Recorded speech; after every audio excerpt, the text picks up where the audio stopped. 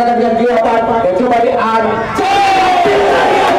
sportivitas dan bersukses untuk penyelenggaraan hari ulang tahun Aceh Berada yang ke-23. Terus like and subscribe teman-teman dan share Al-Fatih Afia.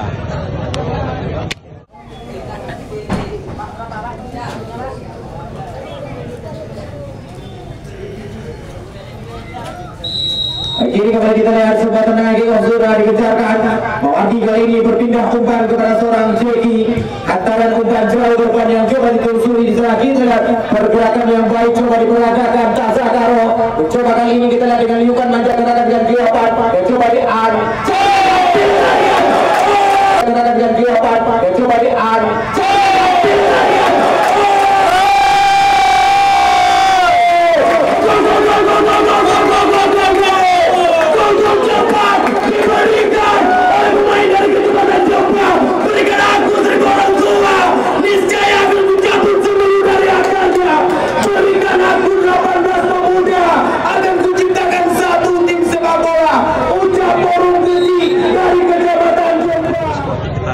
dan bersukses untuk penyelenggaraan hari ulang tahun Aceh Berada yang ke-23.